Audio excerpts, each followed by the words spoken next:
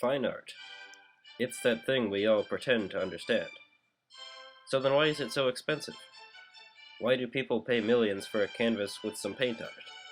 Why are some pieces worth more than others? And who is buying this stuff anyway? Let's find out. This is Making Monet, a brief study in the price of fine art. Fine art is expensive. We all know that. But why? What makes fine art so different from regular art? The most simple answer is nothing. It's all just art produced by artists.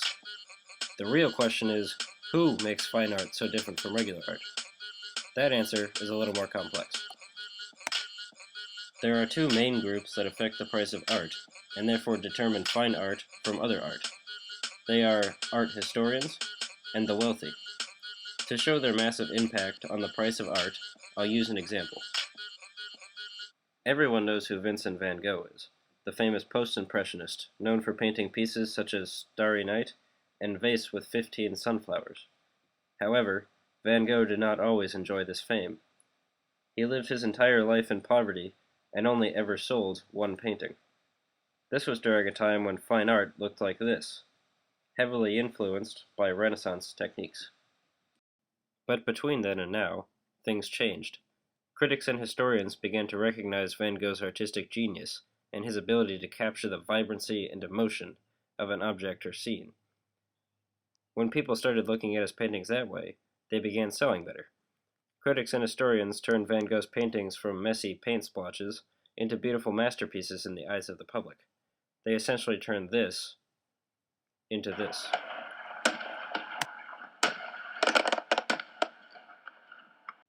This is also why the price of an artist's work changes over the course of their career. Let's use Van Gogh again. In 1885, when he made The Potato Eaters, he used a different style than he is known for.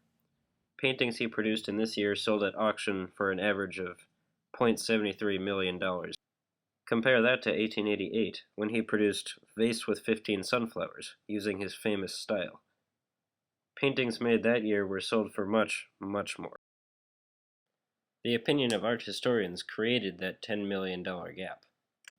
While this explains why some art is worth more and some art is worth less, it does not explain why it is worth so much. That's where the wealthy come in. They are the main reason for why fine art is so expensive. And why is fine art so expensive? Because it can be. Many experts suggest that people pay lots of money to show that they can pay lots of money for something that is essentially useless. But don't just take it from me, let's see it in action. This is number 1, Royal Red and Blue, by Mark Rothko.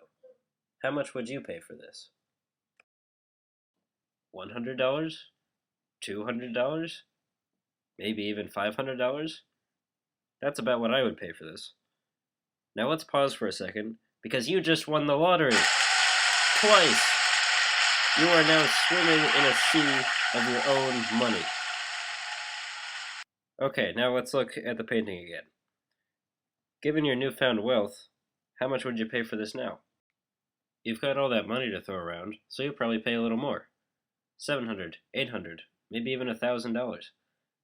Well, how about $75.1 million? That was how much a private buyer spent on this piece. And it doesn't stop there. Works have been sold for upwards of $200 million, and records are being broken constantly, not just in private sales, but at auction too.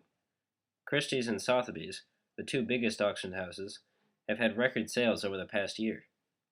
The price of art is getting increasingly higher. Why is this happening? Interestingly enough, there is a direct correlation between the price of art and wealth inequality. Over time, prices have risen with inequality, and they continue to do so. This is because there are now more billionaires looking to buy art, and since each piece is unique, they have to compete. Allow me to demonstrate. Welcome to Fredrickson's Auction House, selling you the finest in fake antiquities since just now. Up for bid is this fine work by French artist Fernand Léger. Now that that first item has been sold, let's move on to the second item. Oh, wait a minute. 6 Donald Trumps just walked in. I can smell the room getting richer.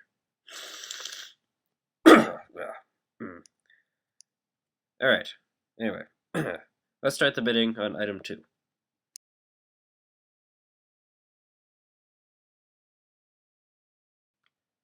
I'll bet this one sold for more, because more people wanted to buy it.